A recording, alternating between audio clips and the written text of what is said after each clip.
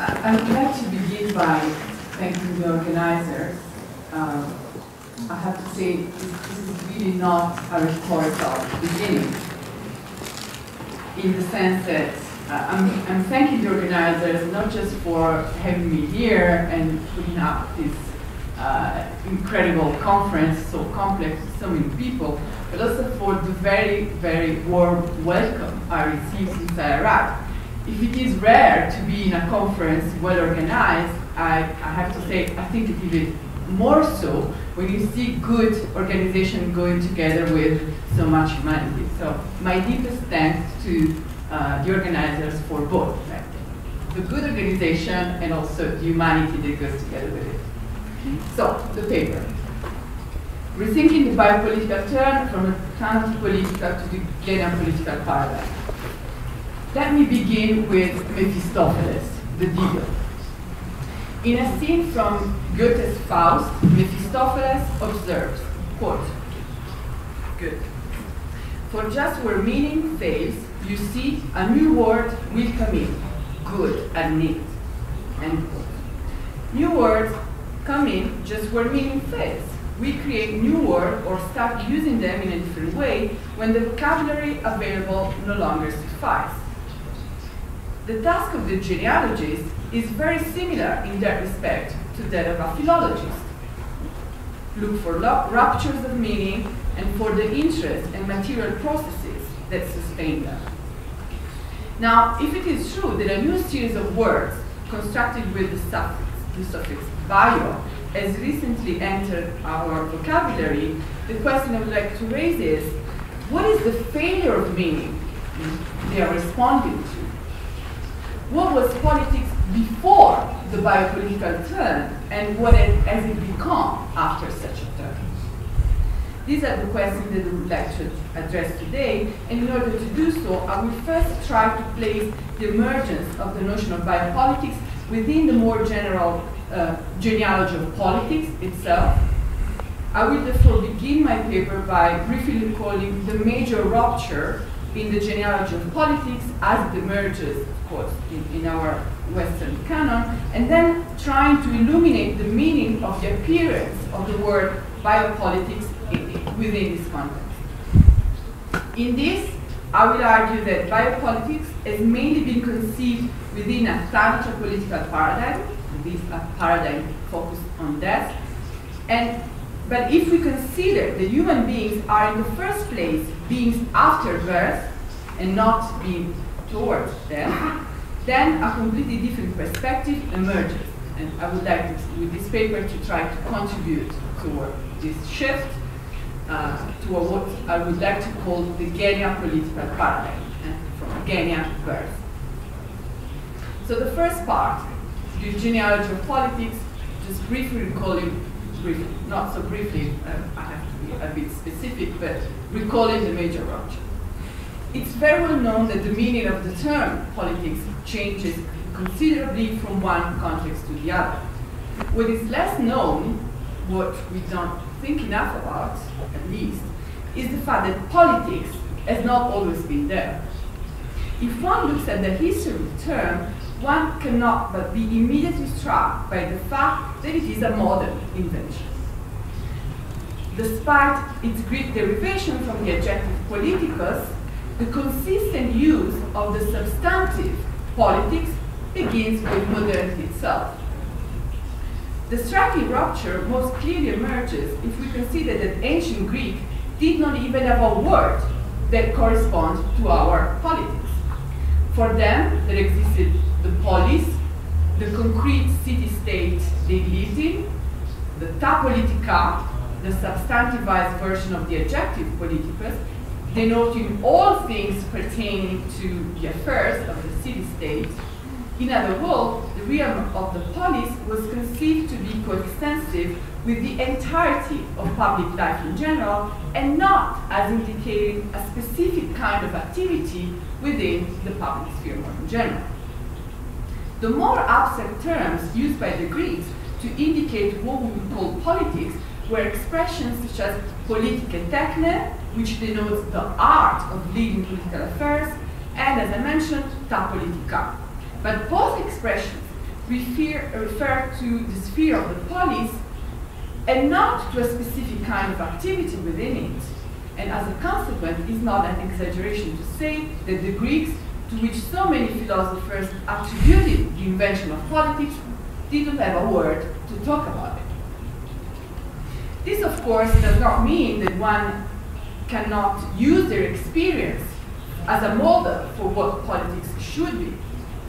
You can have the thing and not name it, or you can have it and name it differently. However, we should be aware that when we speak about the ancient Greek understanding of politics, we do it with a word that was invented at a much later stage.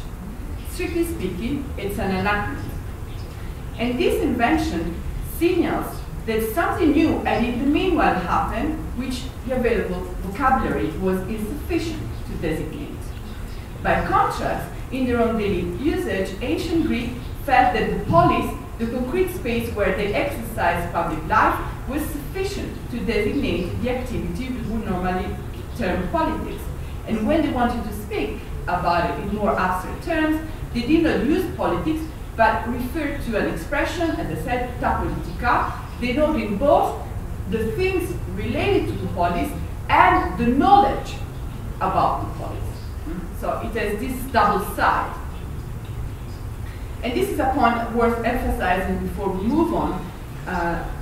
Both politica techne and thanatopolitica mean both the thing and the knowledge about it. The two things are inseparable. The term techne in ancient Greek does not only mean a neutral technique, but also implies a specific knowledge. And equally, thanatopolitica, which is the term from which our politics, as we say in a moment, derives, is a term that is also used to refer to the books written about the polis. For instance, thanatopolitica was the title given to Aristotle's books on what we would call politics, and as we will see, it is to a great extent thanks to the influence of this book, Aristotle's Thanatopolitica, that the term politics has entered our vocabulary. This should not come as a surprise if you consider that Aristotle famously defined human being as a zoon, precisely in that book, that is, as a political living being, thereby grounding the existence of what we would call politics in nature, in human nature itself. But the lack of a word politics in ancient Greek is something that we should take seriously, and particularly in what I take my task in this paper, to be a genealogist as a philologist, or a philologist as a genealogist. And even more puzzling in this genealogy is the complete absence of such a word, politics, from classical Latin. The ancient Roman, according to some, the most political of all ancient people, didn't even feel the need for the word politics. Even more so, in classical Latin, there is not even the adjective politicus. When Cicero translated politikos into Latin, he used the word civilis, a completely different meaning. And indeed, politicus appears only once in classical Latin, used as an unusual Grecian, whereas the substantive politica enters into Latin only very, very late, in the late Middle Ages, after the translation of Aristotle's books on politics, called Biopolitica. And this is perhaps the most puzzling twist in our story. The Romans, these eminently political people who imported so many things from the Greek in terms of vocabulary, did not import the word politicus. Like the Greeks, they did not have the substantive corresponding to our politics. However, neither did they have the adjective corresponding to our political, for which the Greek had at least the word politikos.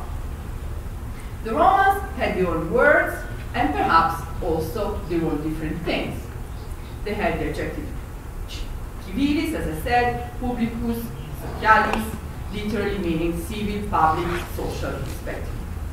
And such words were enough for them to designate what they wanted to say about politics.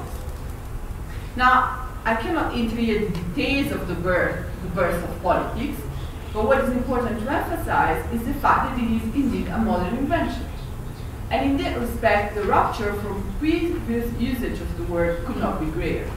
For some, this is the result, this path-breaking innovation is the result of the curious fact that when Willem von Morbeke translated Aristotle's book on politics into Latin, this happening in the 13th century, it did not use the standard word that Latin had used for almost a millennium, but directly imported from Greek the term politicus, politicum, and politica, corresponding to our politics. So not just the adjective politicus, but also the substantive politica. A very eccentric translation for the time, yet one that, as I'm now going to argue, was full of decisive consequences. Sternberg attributes this unusual choice to the fact that von Morbeke was probably not sure about the precise meaning of those terms and decided to leave them in the original with a slightly Latinized version. Politicus instead of politikos, politica instead of ta politica. Now the question emerges. Is the birth of politics just a result of an inaccuracy in translation? But even if this interpretation is correct, and the actual birth of politics ultimately derives from a bad translation, this does not yet explain why the term politicus ultimately eclipsed the other terms that Latins had used for almost a millennium. Furthermore, the very fact that von Morbeke was uncertain about their usage is already the sign that something new had in the meanwhile emerged. The political word of the 13th century, when von Morbeke was translating, could not be rendered through the words that Romans and Latin Christianity had used for centuries. On the other hand, the fact that the word politica comes into modern Latin through Aristotle ta politica is significant in itself. As for centuries, since the foundation of the Sacred Roman Empire, the crucial political debate was about the relationship between temporal and spiritual power. And after a century of struggles between these two factions, the translation of Aristotle ta politica proved to be a powerful weapon for the support of the autonomy of temporal power. So if the polis, as Aristotle argues, derives from the fact that man is a zon politikon, then it's rooted in human nature, and therefore it possesses its own autonomy.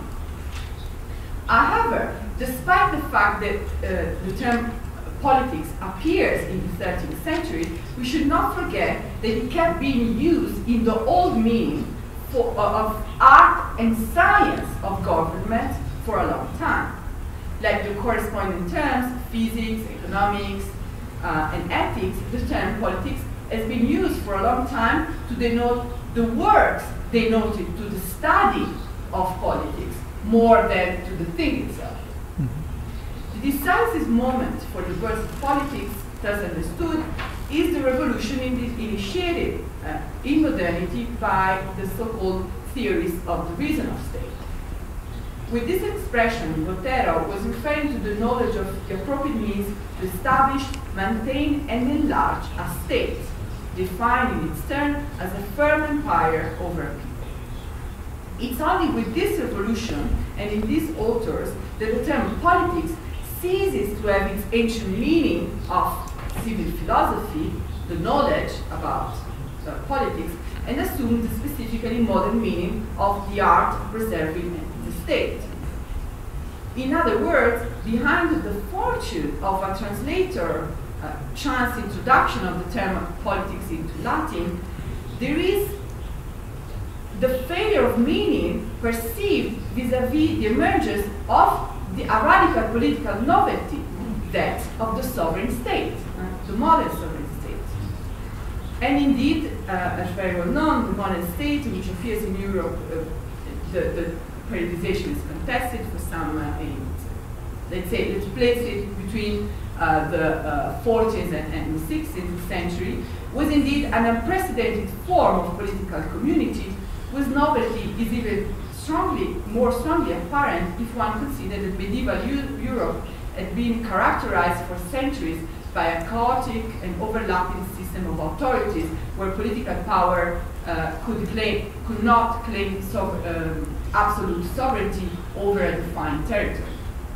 It's only in modernity to designate and emphasize the important novelty of this emerging institution, the state, that the passage from the knowledge of the thing to the thing itself, politics as we know it, happened.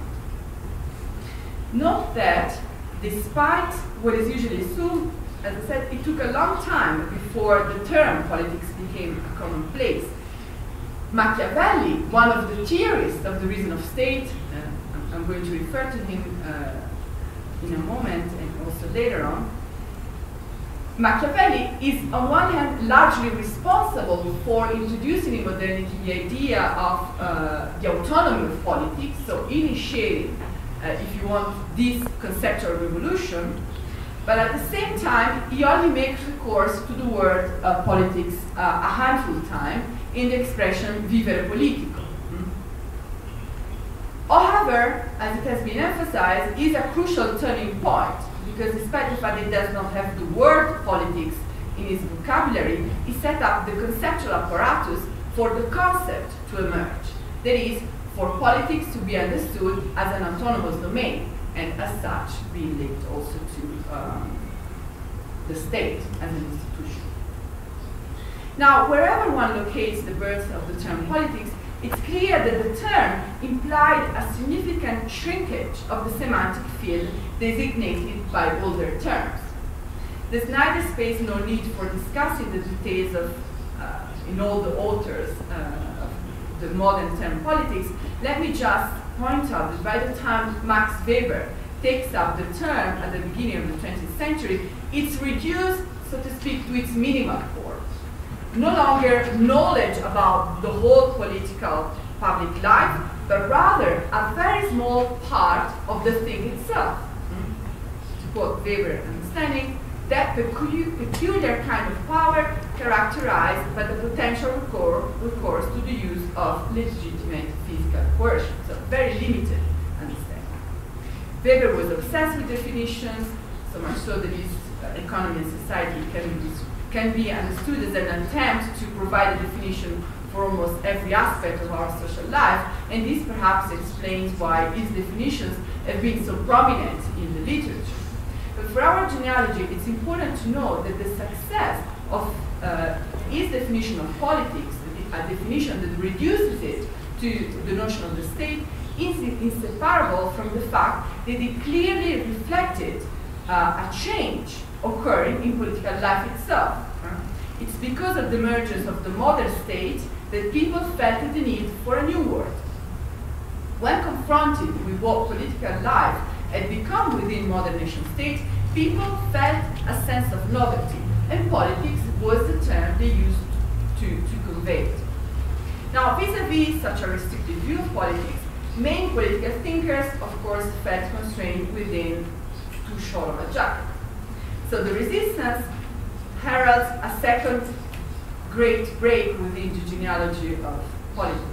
Different authors, in the belief that something had been lost in this restriction of the semantic ambit of politics, looked to classical antiquity to expand the concept again, while others coined new terms such as the political, or as we will see, biopolitics, to broaden the semantic field.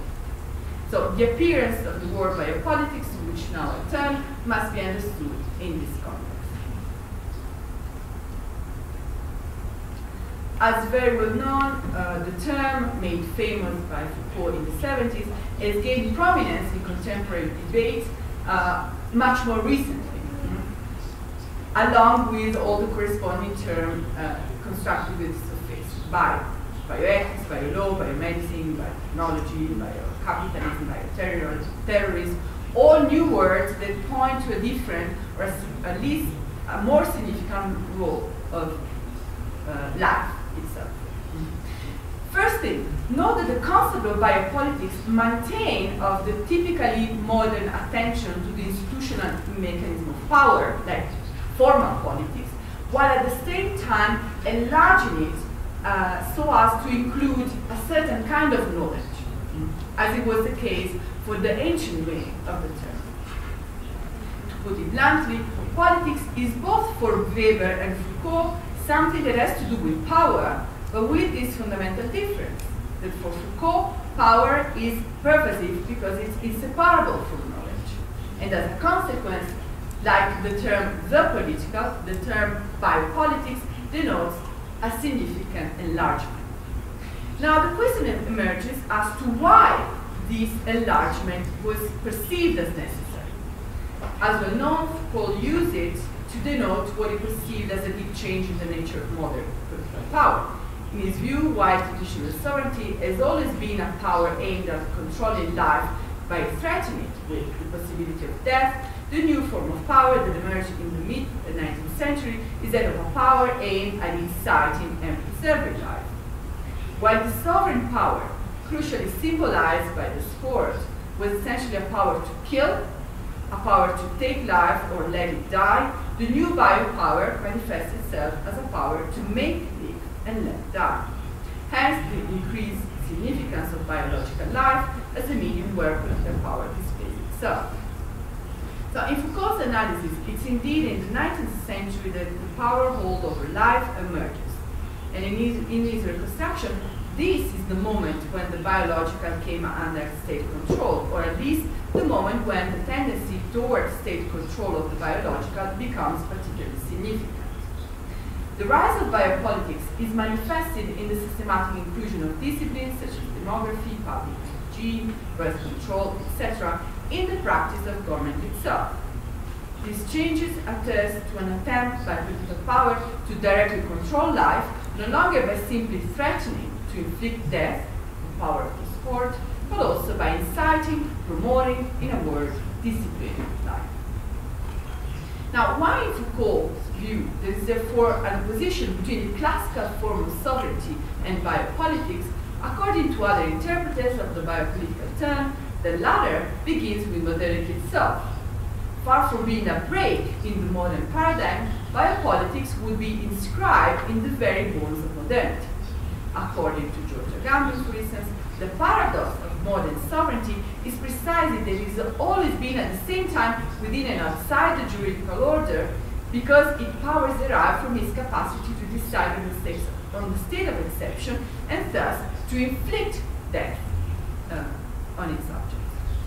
While the modern paradigm, at least since Hobbes, had justified the existence of the sovereign power in terms of its capacity to guarantee the security of its citizen, Agamben shows the striking paradox at its core. The sovereign is the sovereign because it can guarantee our life by potentially killing us with impunity. And in that respect, as the title of his work reminds us, we are all homines sacri, sacred men, sacrificial human beings, which, like the corresponding figures in Roman law, can be killed with impunity. Precisely because of its capacity to exercise from the very beginning its power over life by threatening death, Agamben observed that the modern sovereign is from the beginning biopolitical. As he writes, quote, "Contrary to our modern habit of representing the political realm in terms of citizens' rights, free will, and social contract, from the point of view of sovereignty, only bare life is authentically political.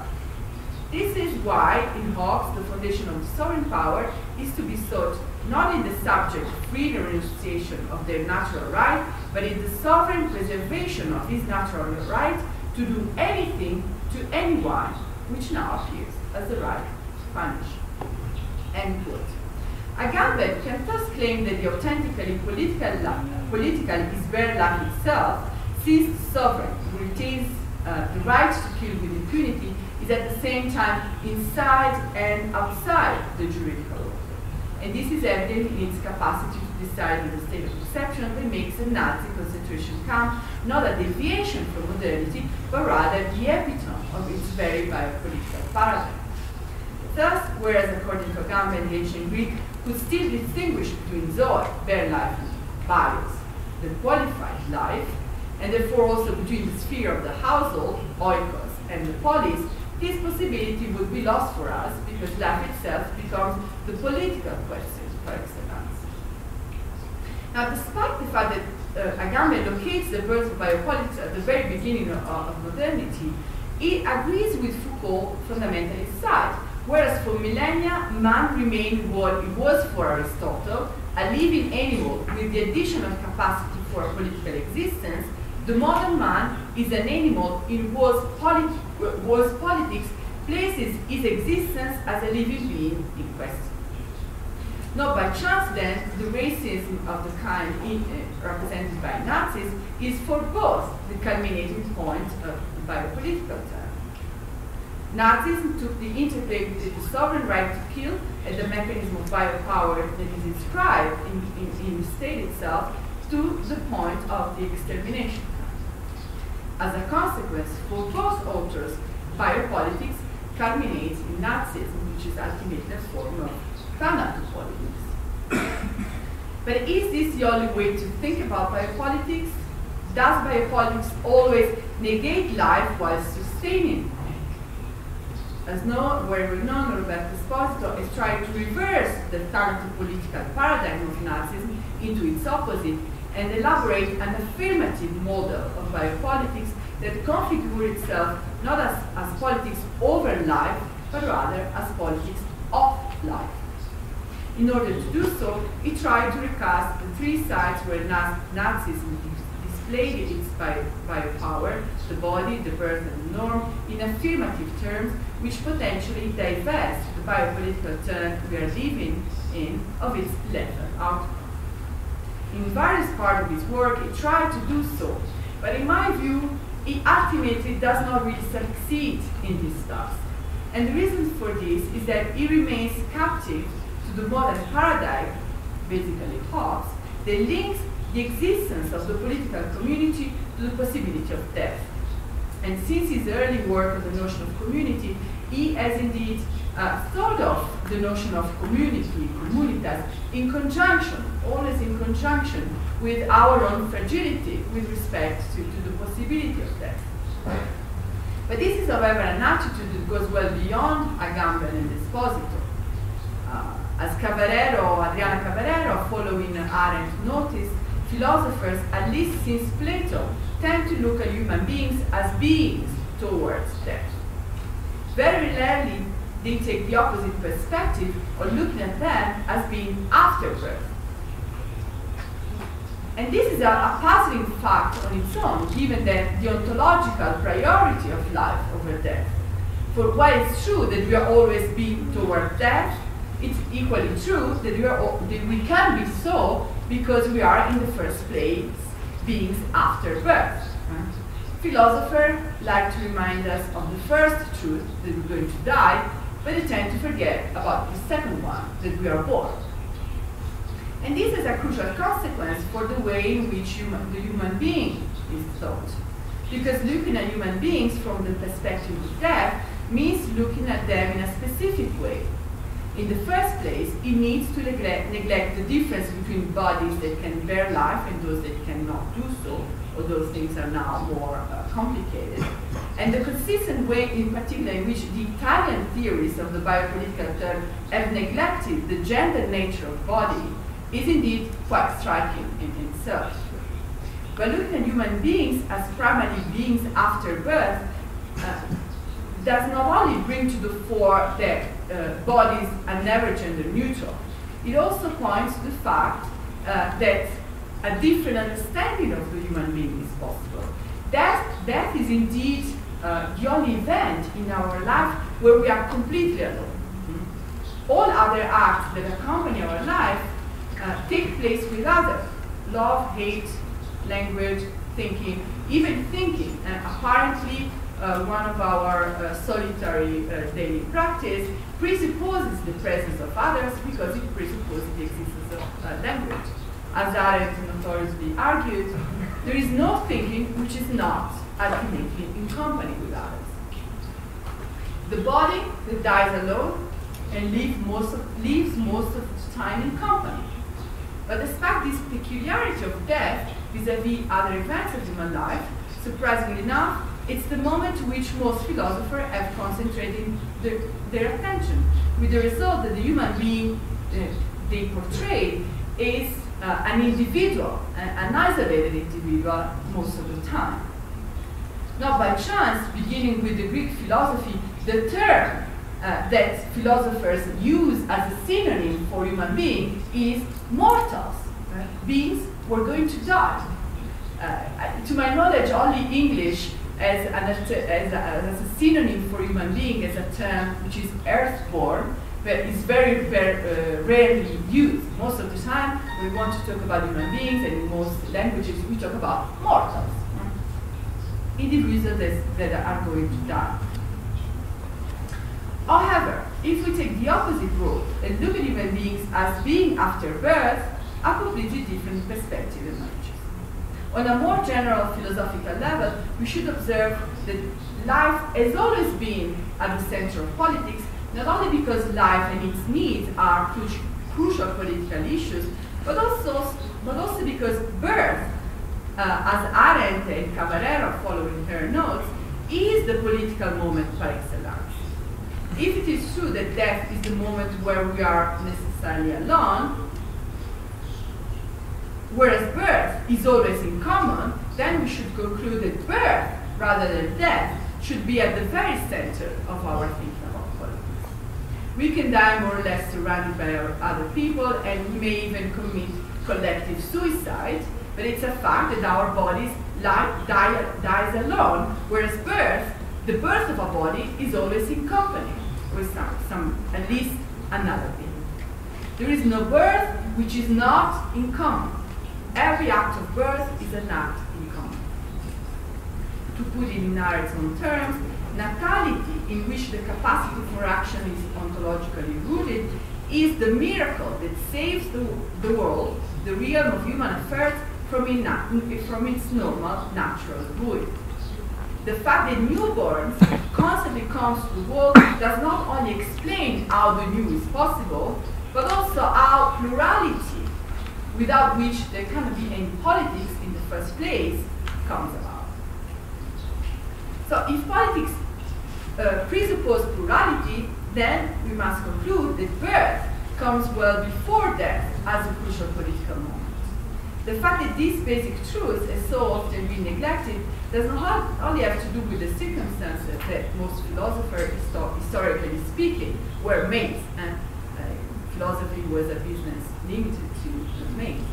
Having gone through the experience of birth only at the beginning of their life, it's all too easy to understand why they tend to forget about it. A very different genealogy of politics would probably have been written if women had a larger role in writing.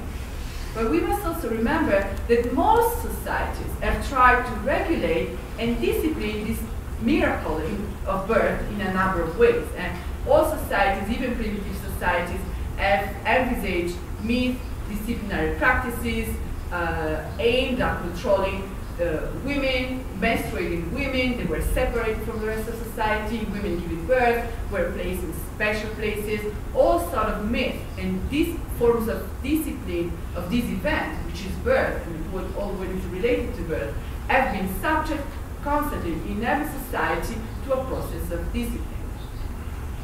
This, in turn, points to the fact that the power exercised over women's body, which until recently were the only one capable of bearing life, has never been pure power of the sword. Admitting that a pure power of the sword is ever possible, certainly the power exercised over women's body was never the power of the sword. It has always been biopower because it has always been a power essentially aimed at inciting, sustaining, and disciplining life. And notice here that I'm not only thinking about individual life, but also the life of the population, the life of the body politics. By emphasizing the juridical mechanism of modern sovereignty, biopolitical thinkers from Agamben onwards have all too often implicitly assumed the typically modern juridical fiction of a gender-neutral bearer of rights and the subject of rights. But there's a huge difference between being a homo sacer, a sacred man, or being a femina sacra, a women sacred. Behind the social contract, as Carol Pickman aptly reminds us, there has always been a sexual contract. The two are inseparable. It's through this sexual contract, which is at the same time the social contract, vice versa, that the bodies of women were disciplined, controlled, in a word, made live, and even made to bear life. So Agamben maybe is right in saying that what is authentically political is life itself, but this is not because it's killable. It's because it's born in the first place. Deprived of the right to property and thus of political rights, women's bodies were indeed a crucial site for the exercise of biopower.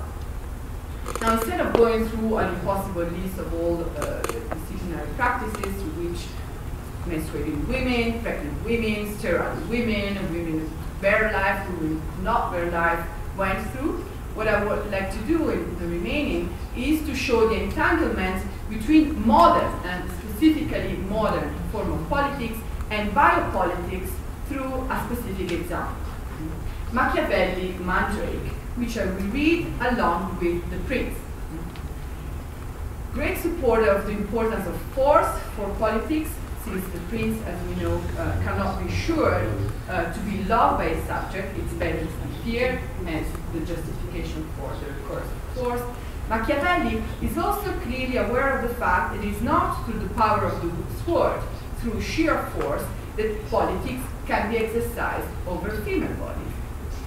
As he openly put it, said in Italian, le donne si sogliono con le buone parole condurre dove altri vuole. You need nice words to lead women where you want. The fact that the Mandrake, the first book written by Machiavelli after the Prince, must be read in continuity with that text has also often been neglected. While the Prince theorizes the autonomy of politics by pointing to the crucial role of political virtues, the unfolding of the argument is constantly threatened in the Prince by the appearance of the unknown and the unpredictable, what he calls fortuna, fortune. Fortune is what can potentially ruin even the most prudent and virtuous prince. Like a dangerous river, Machiavelli says, it can potentially destroy everything that has been cautiously constructed. In front of that power, the power of the unknown, the fortuna, the prince can only contain and constrain it by building dikes and dams.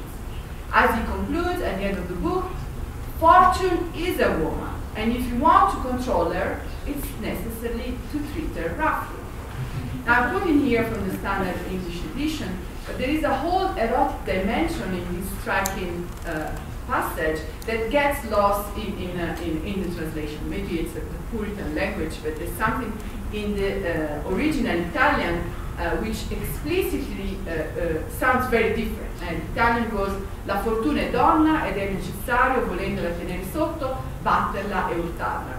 So all terms that make a clear reference to metaphors that were typically used at the time Machiavelli was writing as a metaphor of sexual intercourse.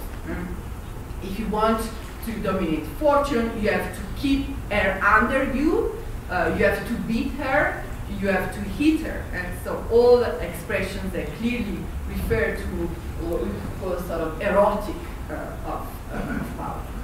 Now, this passively concluding metaphor that closes the masterpiece, as it did in the subject of endless interpretation, what does it mean that Fortuna is a woman? What does it mean that in order to constrain her, you have to build the dikes and dams?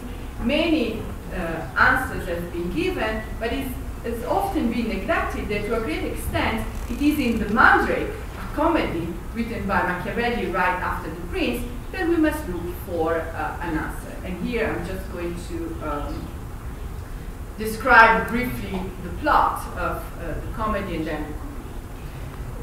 So, what happens in the Mandrake? Lucrezia, the heroine of the play, is known for her beauty, which has led the main protagonist Callimaco to leave Paris to come back to Florence to seduce her.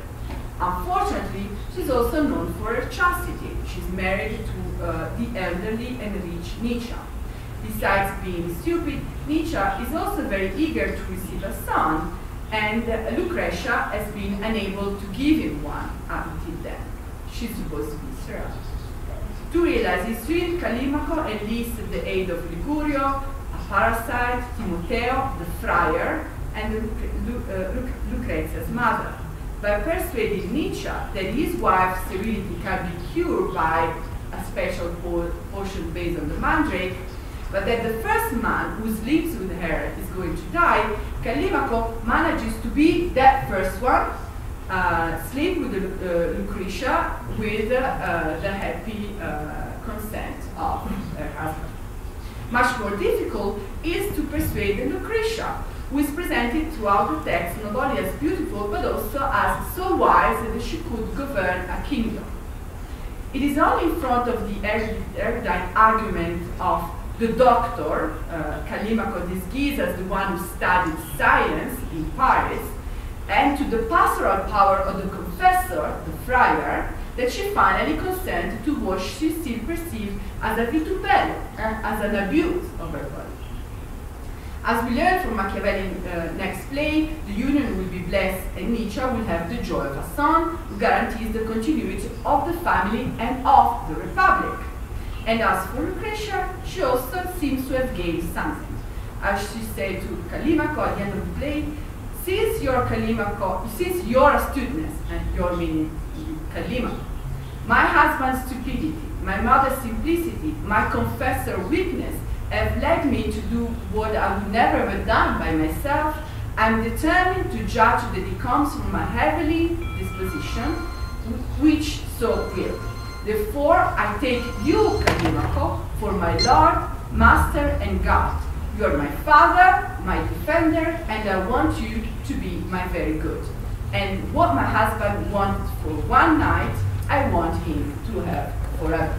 And Lucretia thus may have gained something, a son and a lover, but she's also lost something else. She, who was capable of governing a kingdom at the beginning of the play, is now joyfully submitted to the delights of being governed by two masters.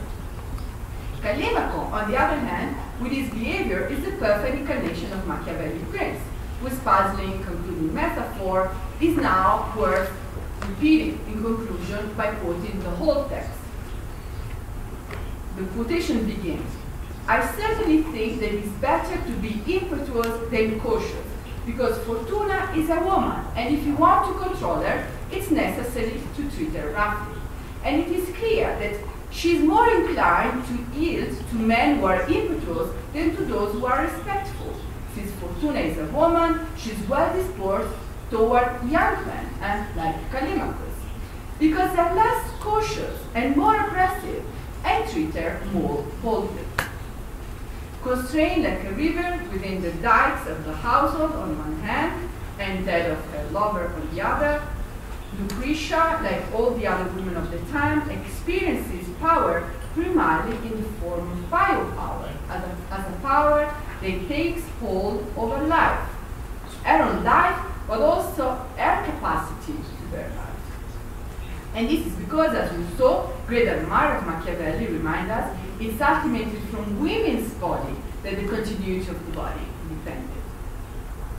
In sum, going to the conclusion, we can therefore say that life has always been central to politics in its modern genealogy. By inverting the Foucauldian rephrasing of Aristotle, we can therefore conclude that the women have always been animals in whose politics placed their existence as living beings in question. Politics has always been biopolitical because in whatever way we conceive of it, it's our existence as living beings who have been born which is in question there. Otherwise stated, politics is biopolitical because it's geneapolitical, well before being thanatopolitical. Geneapolitics, as I said, is this term that I construct using the Greek term genia for birth. Now, in conclusion, why may say, fine, if politics has always been biopolitical, why has the term emerged now? One reason is certainly biocapitalism's tendency to intensify the link between politics and life. Through the technological development of the past century, human beings have become able to penetrate the mechanism of life in a way that has never been the case before. Hence, the term biopolitics emerges to signify an increased capacity of the state to appropriate the power over biological life. Just as the birth of the modern state gave to politics an autonomy that it did not have before, thus justifying the birth of the term politics, so equally, the capitalist transformation that have made of life a crucial political problem have determined the need for the new word, biopolitics. But this is also the result, the birth and mainly the success of the word biopolitics is also the result of the fact that male bodies are now subject to the same biopolitical practices, not to the same, but say, are subject to biopolitical practice in the same extent in which women's bodies have always been. In conclusion, life has always been crucial to politics, but never to the degree and in the all gender included way that it is today. And it is to signal such a novelty, as well as the failure of meaning of the vocabulary that was available, that the new term biopolitics has emerged. As Mephistopheles says, we have a new word, biopolitics, good and me. Thank you.